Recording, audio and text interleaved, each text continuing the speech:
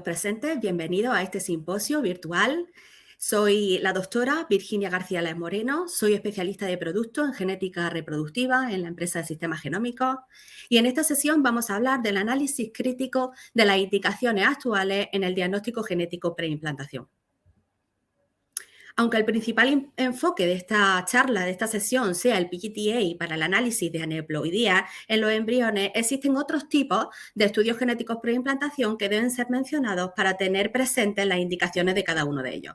Serían, por ejemplo, el PGT-SR para reorganizaciones estructurales, el de monogénica, el combinado, el PGT con genotipado HLA o incluso el SG Rescue, que es un producto único en sistemas genómicos para el rescate de embriones en determinados casos, que veremos con algo más de detalle más adelante.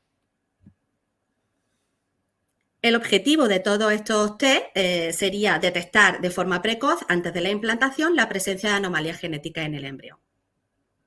Comenzando por el PGT-A, el PGT para el análisis de aneuploidía, debemos de mencionar que se trata de un screening, de un cribado, de una selección de embriones cromosómicamente normales de una cohorte donde se sospecha que está elevada la proporción de embriones cromosómicamente anormales, de manera que no existe alteración cromosómica conocida en los progenitores.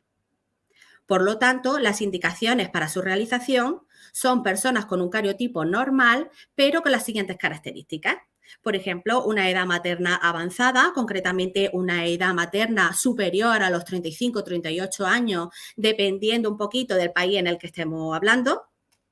Más de 2 fallos de implantación tras la fecundación in vitro, más de 2 abortos recurrentes de causa desconocida, un factor masculino severo, como por ejemplo una oligoastenoterato muy severa, anomalías cromosómicas en embarazos previos o incluso pacientes con un buen pronóstico que quieren realizarse un single embryo transfer.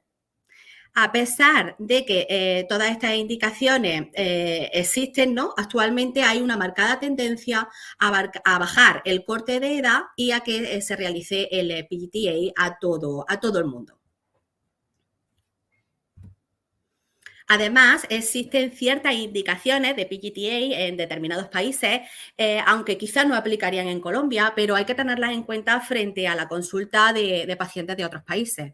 Por ejemplo, puede haber países donde las compañías aseguradoras cubren económicamente determinados estudios o en determinadas condiciones. Por ejemplo, podría haber aseguradoras que cubran hasta 3 ciclos de fecundación in vitro, pero siempre y cuando haya transferencia. De manera que si no hay transferencia embrionaria, ese ciclo no cuenta. Por lo tanto, al hacerse el PGT, la paciente se asegura que no se va a transferir un embrión anormal y no le cuenta ese ciclo dentro de los 3 asegurados por la compañía. Por último, también puede haber países donde el aborto es ilegal. Por eso, en estos casos, las pacientes siempre quieren hacerse el PGT-A o cualquier tipo de estudio genético que exista para asegurarse ese recién nacido vivo sano. Con respecto a la primera indicación para realizar el PGT-A, he mencionado que era la edad materna avanzada, y es un tema en el que me gustaría profundizar un poquito más. Es bien conocido que las probabilidades de que se produzcan anomalías cromosómicas numéricas en los ovocitos y, por lo tanto, el riesgo de que se produzcan en el embrión resultante y tener un hijo con algún síndrome cromosómico aumenta de forma exponencial con la edad materna. Esto es debido a un envejecimiento de la reserva ovárica, ya que la mujer nace con una dotación ya establecida de ovocitos que progresivamente van desapareciendo a lo largo de los ciclos menstruales. Un envejecimiento de la reserva ovárica que se traduce en un mayor riesgo de que los ovocitos generen errores durante la meiosis. Es decir, con el paso del tiempo, el proceso de meiosis se vuelve más ineficaz, dando lugar a embriones con ganancia o pérdida de cromosomas. Además, es también conocido que hay un mayor riesgo de errores en la meiosis de los ovocitos que en la meiosis de los espermatozoides. Es decir, que la ovogénesis es un proceso que se alarga mucho en el tiempo, ya que desde que la mujer es un feto de 14 semanas, ya tiene generadas y preparadas todas las vesículas germinales que tendrán que esperar y madurar con cada ciclo menstrual. Así pues, la posibilidad de un embarazo evolutivo y sano disminuye considerablemente a partir de los 35 años y a medida que avanza la edad de la madre. El porcentaje aproximado de generar embriones alterados con respecto a la edad materna es de un 30% en las pacientes menores de 30 años y aproximadamente un 80% a partir de los 41 años.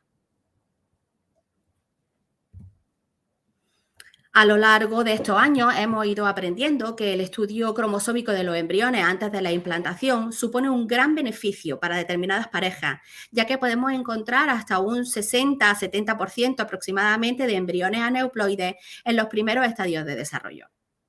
Y además con diferentes tipos de anomalías. De manera que el PGT-A conlleva una serie de beneficios ampliamente validados, como son un aumento en la tasa de implantación clínica, un aumento en la tasa de gestación evolutiva por transfer, una disminución de la tasa de aborto y el riesgo de descendencia afecta, una disminución del tiempo en el que podemos conseguir el recién nacido vivo sano en casa, también hace que se aumente la tendencia hacia la transferencia de un único embrión, el single embryo transfer, y por lo tanto va a disminuir la tasa de gestación múltiple y también va a disminuir el uso del diagnóstico genético prenatal invasivo y no invasivo. Pudiendo concluir, ¿no?, finalmente, que el PGT-A puede aumentar la eficiencia y la rentabilidad del ciclo de reproducción asistida. Aquí mostramos dos artículos interesantes sobre cómo el PGT es una técnica revolucionaria y beneficiosa para los pacientes, ya que se aumenta la eficiencia y la rentabilidad del ciclo, como he dicho antes, pero sobre todo resulta más beneficiosa en las mujeres de edad avanzada y con un número razonable de blastocistos disponibles. El PGT-A aumenta la eficiencia del ciclo porque aumenta las probabilidades de embarazo, disminuye las tasas de aborto, etc. Es decir, se consigue la misma cantidad de recién nacidos por ciclo, pero en menos tiempo y con menor esfuerzo y gasto. Sin embargo, no va a aumentar la eficacia, que es otro concepto diferente, la eficacia del ciclo dentro de una misma clínica, porque nosotros no aumentamos el número de embriones euploides o transferibles que puede generar una mujer. Es decir, el PGT-A no cura las aneuploidías, pero sí puede cambiar la eficacia entre diferentes clínicas o métodos. Según los datos de este estudio, si aplicamos el PGT-A a los embriones de una pareja, podemos ver que tras la transferencia de un único embrión euploide, se aumenta considerablemente la tasa de implantación al 67% y la tasa de gestación a término al 37,4%. Además, con esta gráfica podemos ver cómo aplicando el PGT-A a los embriones, la tasa de implantación es independiente de la edad materna, de manera que al obtener ese embrión euploide para transferencia, estamos eliminando el factor de edad materna avanzada. Las técnicas de análisis de los embriones para el estudio de aneuploidía han evolucionado mucho a lo largo de estos años, siendo la NGS el gold estándar a día de hoy. Poco a poco los laboratorios de genética han ido aumentando su sensibilidad, mejorando sus algoritmos de diagnóstico para poder identificar los casos de mosaicismo embrionario. Por lo tanto, se hace imprescindible contar con un buen laboratorio de genética que realice el diagnóstico de forma óptima, que realice una validación adecuada de las plataformas de secuenciación y los protocolos usados. Un laboratorio de calidad que tenga un correcto análisis e interpretación de los resultados y que nos dé con exactitud los puntos de corte para decir que un embrión es normal o anormal y que tenga una alta capacidad para detectar mosaicismo. De esta manera, el médico prescriptor puede estar tranquilo de que está tomando las mejores decisiones. Además, se ha observado que existe una elevada variabilidad entre diferentes centros de fertilidad. Según el artículo de Munet, que os muestro en pantalla, la tasa de embriones euploides varía del 39,5% al 82,5% en función del centro de reproducción asistida que realice la biopsia. Mientras que la media de tasa, la media estimada de tasa de embriones euploides debería de ser del 68,4%, por lo tanto hay muchos laboratorios que no llegan a ese porcentaje. Por lo tanto, es necesario contar también con un buen laboratorio de fecundación in vitro que tenga estandarizados sus protocolos, que tenga una buena formación y destreza del personal que biopsia y también unas buenas condiciones de cultivo para poder conseguir una elevada tasa de llegada a blastocisto. Sin embargo, si todo funciona correctamente dentro de un laboratorio de FIP, la biopsia en el estadio de blastocisto no debe de afectar a la tasa de implantación. Se muestra, por ejemplo, también este reciente estudio donde se observa una tasa de implantación del 47,9% en los embriones que han sufrido biopsia, embriones biopsiados, frente a un 45,8% de tasa de implantación en embriones no biopsiados utilizados como grupo control. Además, dentro del estudio del PGTA, me gustaría hablar del estudio del ADN libre en el medio de cultivo embrionario, lo que muchos conocen como el PGT no invasivo. Debido a los inconvenientes que supone la realización de una biopsia embrionaria en muchos centros, en muchos laboratorios de FIP, surgen cada vez más estos métodos, nuevos métodos no invasivos de muestreo con el fin de evaluar el estado genético de los embriones preimplantación. Con este estudio analizamos la dotación cromosómica del medio de cultivo embrionario para establecer una correlación con el estado cromosómico de los embriones sin necesidad de realizar una biopsia embrionaria. Se trata de un método de clasificación embrionaria basándonos en los datos cromosómicos obtenidos en el medio de cultivo. Se trata de un screening inicial de priorización de los embriones que tienen mayores posibilidades de ser euploides para hacer su transferencia. De manera que nosotros usamos la información obtenida en el medio de cultivo para tomar decisiones sobre la genética del embrión que creció en él.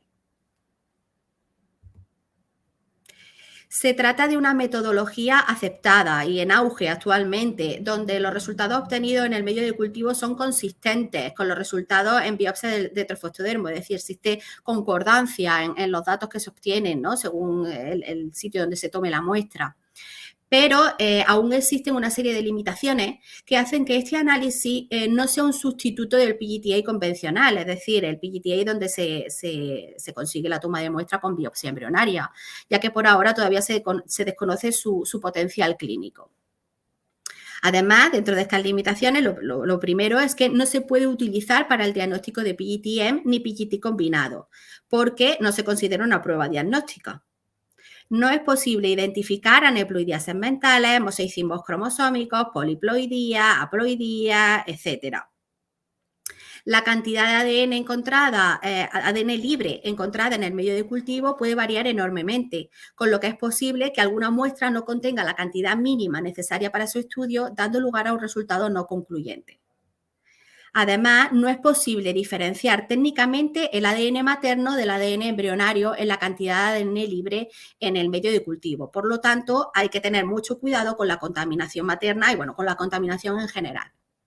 Y además existe una recomendación de no usar el PGT no invasivo en casos de FIP convencional para evitar la contaminación con espermatozoides, ¿vale?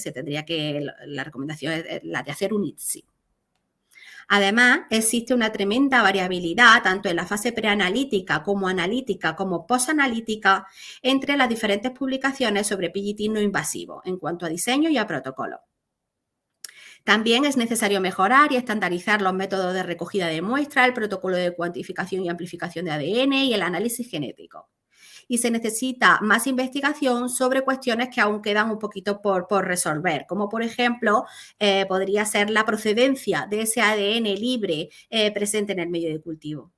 De manera que, bueno, finalmente este análisis aún es considerado como una tecnología entre experimental e innovadora en la clasificación que nos muestra la R. A continuación, os quiero mostrar un ejemplo de resultados como se vería en sistemas genómicos para los casos de PGTA. En él se aporta toda la información sobre el estudio de PGT, su fundamento biológico, toda la metodología empleada, los resultados obtenidos para cada embrión, incluyendo la definición del mismo, y una interpretación clínica con la recomendación de transferencia o no. Además de otras recomendaciones y referencias bibliográficas utilizadas para su consulta, ¿no? En la imagen podéis ver la tabla, ¿no? de cómo se muestran los resultados. El siguiente tipo de PGT sería el PGT-SR para el estudio de reorganizaciones cromosómicas y estructurales. Las principales indicaciones para la realización de este tipo de PGT serían personas con un cariotipo anormal, es decir, con reordenamiento, translocaciones robertsonianas, translocaciones recíprocas o inversión, etc. También parejas con una historia familiar positiva o casos en los que ha habido un embarazo previo o un recién nacido afecto con afecto de algún reordenamiento. La incidencia de portadores de translocaciones cromosómicas equilibradas es del 0,2% en la población general. Pero como son equilibradas, los individuos son clínicamente normales y no presentan ni ganancia ni pérdida de material cromosómico y material genético. Por lo tanto, estos individuos, aunque no presenten esa ganancia ni pérdida, a la hora de generar los gametos, son gametos desequilibrados y causan en las parejas problemas de fertilidad o abortos recurrentes espontáneos tempranos, ya que los embriones que se generan sí que serían anormales, sí que tendrían un cariotipo desequilibrado. El siguiente tipo de PGT sería el PGT-M, el M, para el estudio de una variante patogénica en un gen concreto causante de una enfermedad monogénica. Las principales indicaciones para realizar este PGT-M serían parejas con algunos de sus miembros afectos por una enfermedad monogénica, ya sean en el estado de enfermo o portador sano, parejas con una historia familiar positiva y que se han realizado un estudio de portadores dando un alto riesgo de transmisión de una determinada enfermedad, o embarazos previos con un niño afecto por una patología monogénica con causa genética conocida en los padres. De manera que es un PGT dirigido a la mutación familiar, donde buscamos diagnosticar una enfermedad en concreto que padece la familia en un gen concreto. Además, en los casos de PGT-M, lo ideal sería realizar, junto con el análisis de la enfermedad monogénica, el análisis de la aneuploidía, especialmente cuando hay una edad materna avanzada de por medio. El siguiente tipo de PGT sería el que utilizamos para el genotipado, HLA. La indicación para la realización de este PGT es la existencia de un hijo afecto por alguna enfermedad hematológica hereditaria o adquirida que necesita un trasplante de precursores hematopoyéticos compatibles y no se ha conseguido encontrar ningún donante histocompatible en el banco. Por lo tanto, consiste en identificar la herencia de los antígenos de histocompatibilidad en el embrión y seleccionar los embriones HLA compatibles con el hermano enfermo. Además, en el caso de tratarse de una enfermedad hematológica hereditaria, habría que realizar junto con el genotipado HLA el PGT-M y si además existe una edad materna avanzada, habría que combinarlo con el PGT-A. El último tipo de estudio dentro de los PGT que disponemos en sistemas genómicos sería el SG Rescue. Es un producto único desarrollado por nuestra empresa para el rescate de blastocistos procedentes de cigotos unipronucleares. Se realiza un estudio simultáneo de la haploidía, de la aneuploidía o euploidía y de la parentalidad de este tipo de blastocistos unipronucleares. Este tipo de embriones normalmente son descartados por los laboratorios de fecundación in vitro y podrían suponer el éxito reproductivo en determinadas parejas de alta complejidad. De manera que, pues según nuestros cálculos, según nuestros estudios, el 40% de estos embriones, de estos blastocistos derivados de cigotos unipronucleares, resultan realmente que son diploides, son euploides y son heteroparentales y podrían ser rescatados para su uso reproductivo. Es decir, no habría por qué descartarlo. Y como conclusiones, tenemos que el PGT-A mediante NGS en muestras de trofoestodermo de blastocistos es una técnica muy robusta y la mejor opción actualmente de cribado cromosómico para seleccionar un blastocisto euploide, intentar seguir esa tendencia que hay hacia hacer un single embryo transfer y mejorar los resultados clínicos. Además, el factor de mayor impacto en la incidencia de aneuploidía sería la edad materna avanzada, por lo tanto es la principal indicación para realizar este estudio. Sin embargo, aún existe cierta controversia sobre si realmente es beneficiosa en todos los grupos de pacientes, en pacientes de todas las edades. Es una técnica bien implementada en los laboratorios de fecundación in vitro, de manera que la realización de la biopsia embrionaria no debe de reducir la tasa de implantación. En los casos donde no es posible realizar la biopsia embrionaria, el estudio del ADN libre en el medio de cultivo podría ser, en determinados casos, una opción interesante para la priorización de los embriones a transferir. aunque siempre debemos de tener en cuenta las limitaciones y la gran variabilidad que existe hoy en día. Con la evolución de la tecnología NGS hemos mejorado muchísimo en el análisis de los embriones y en la detección de mosaicismo, pero siempre debemos de contar con un buen laboratorio de FIB y un buen laboratorio de genética para conseguir el éxito del ciclo. Y eso es todo. Muchas gracias por vuestra atención.